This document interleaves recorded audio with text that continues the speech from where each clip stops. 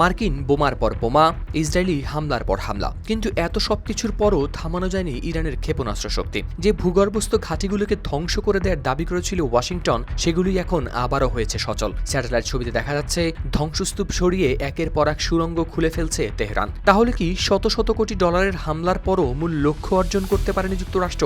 নাকি ইরান প্রমাণ করে দিল শুধু বোমা ফেললেই শেষ করা যাবে না ভূগর্ভে লুকিয়ে থাকা তাদের ক্ষেপণাস্ত্র বাহিনীকে? চলমান সংঘাতের সবচেয়ে গুরুত্বপূর্ণ প্রশ্নগুলোর একটি এখন ঘুরপাক খাচ্ছে ইরানের ভূগর্ভস্থ ক্ষেপণাস্ত্র ঘাঁটিগুলোকে ঘিরে। কারণ যুক্তরাষ্ট্র ও ইসরায়েল কয়েক সপ্তাহ ধরে ব্যাপক হামলা চালিয়ে সুড়ঙ্গের প্রবেশমুখ, রাস্তাঘাট এবং ক্ষেপণাস্ত্র উৎক্ষেপণ অবকাঠামো ধ্বংস করার দাবি করলেও নতুন স্যাটেলাইট চিত্র ইঙ্গিত দিচ্ছে ভিন্ন বাস্তবতার।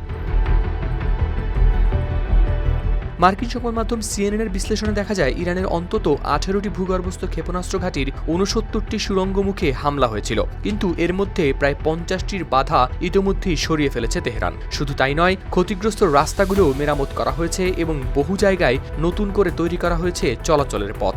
সমর বিশেষজ্ঞদের মতে এটি শুধু প্রকৌশলগত সাফল্য নয়, বরং সামরিক বার্তাও।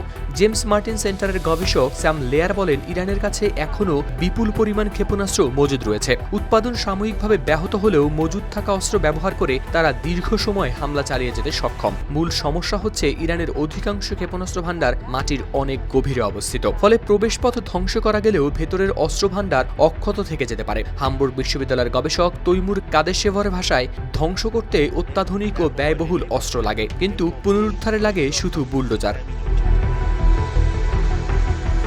যুদ্ধের সময় যুক্তরাষ্ট্র ও ইসরায়েল কৌশল হিসেবে সুড়ঙ্গের প্রবেশমুখ লক্ষ্য করে হামলা চালায়। এতে ইরানের ক্ষেপণাস্ত্র নিক্ষেপের গতি কমে যায়। তবে যুদ্ধবিরতির পর তেহরান দ্রুত পুনর্গঠন শুরু করে। স্যাটেলাইট ছবিতে দেখা যাচ্ছে ডাম্প ট্রাক, লোডার ও অন্যান্য সাধারণ নির্মাণ যন্ত্র ব্যবহার করে ধ্বংসস্তূপ সরিয়ে আবার সচল করা হয়েছে ঘাঁটিগুলো। এদিকে মার্কিন প্রেসিডেন্ট ডোনাল্ড ট্রাম্প যুদ্ধের অন্যতম লক্ষ্য হিসেবে ইরানের ক্ষেপণাস্ত্র সক্ষমতাকে সম্পূর্ণ ধ্বংস করার কথা বলেছিল, কিন্তু নতুন তথ্য বলছে সেই লক্ষ্য পুরোপুরি অর্জিত হয়নি। বিশ্লেষকদের ধারণা, ইরানের ভূগর্ভস্থ ঘাঁটিগুলোতে এখনও প্রায় 1000 ক্ষেপণাস্ত্র থাকতে পারে। পাশাপাশি দেশটি ড্রোন উৎপাদন, ক্ষেপণাস্ত্র লঞ্চার পুনর্নির্মাণ এবং সামরিক সরঞ্জাম পুনরুদ্ধারের কাজও দ্রুতই এগিয়ে নিচ্ছে।